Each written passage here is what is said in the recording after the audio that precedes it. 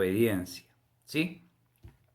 Es muy importante poder prestar atención a lo que dice, pero es más importante aún la palabra de Dios, ¿no? Lo que dice la palabra de Dios, pero es más importante aún ponerla en práctica, ¿sí? Podemos medir la eficacia del tiempo que dedicamos al estudio de la Biblia por medio del efecto que tiene en nuestra conducta y actitud.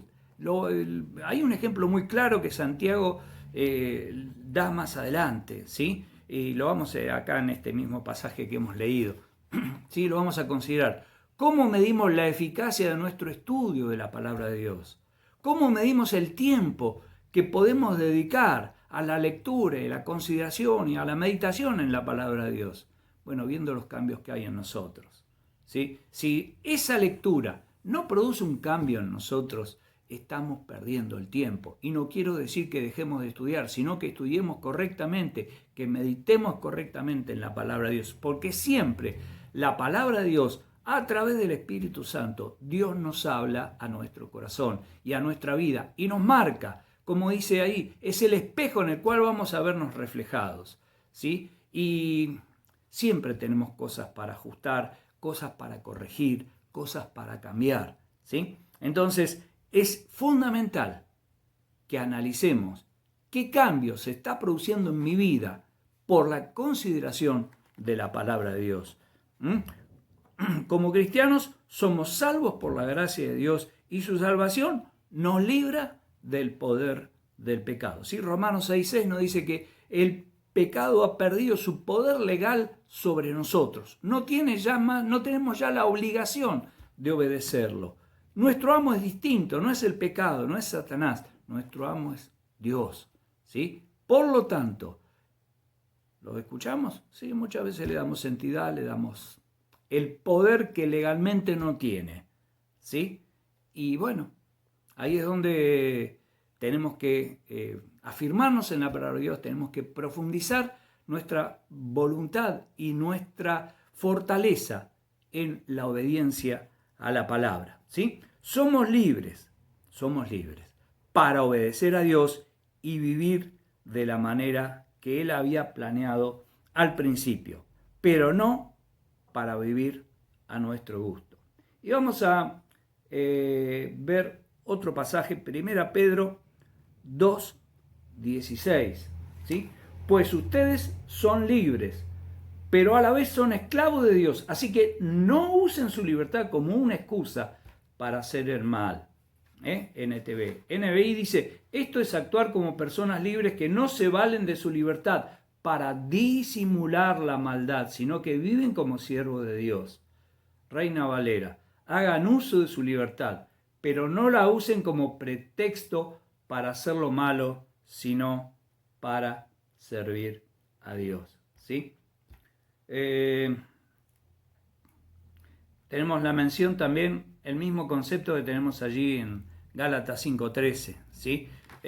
Tenemos la libertad, pero no usemos esa libertad para desarrollar nuestras malas actitudes, sino al contrario, tenemos la libertad de servirnos por amor los unos a los otros, ¿sí? Porque a eso fuimos llamados también. Para que la palabra de Dios surca su efecto, es necesario que uno se vea reflejado en ella y no que veamos a nuestro vecino. Evidentemente, cuando leemos la palabra de Dios, vemos reflejadas actitudes y a veces nos cuesta entender e interpretar que esas actitudes son las nuestras. Y decimos, qué bien que este pasaje le vendría para fulanito, para menganito, fulanita o menganita, ¿sí? Y siempre queremos centrifugar el problema, expandirlo hacia otros y no vernos nosotros como el centro del problema. Siempre decimos, estas consideraciones son personales. Cada uno de nosotros tenemos que analizarnos a la luz de la palabra de Dios y ella nos ve a nosotros y nos refleja a nosotros, ¿sí?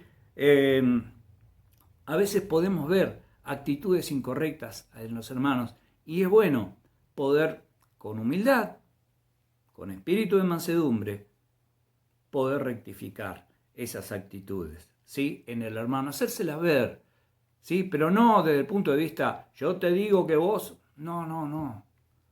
Nosotros también, dice Gálatas 6, ¿sí? Si alguno es sorprendido, ustedes con espíritu de mansedumbre, restáurenlo, vuélvanlo a la posición original, ¿sí? Considerándose a ustedes mismos, ¿sí? Seguimos.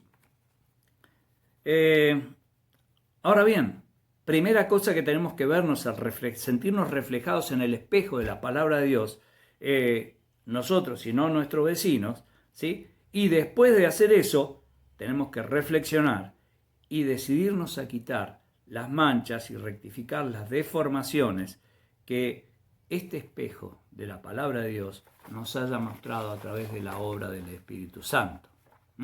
La palabra usada aquí por engaño expresa el engaño de uno mismo usando una falsa argumentación con la que nosotros nos autoengañamos sin darnos cuenta, por no querer reconocerlo, del error en el razonamiento.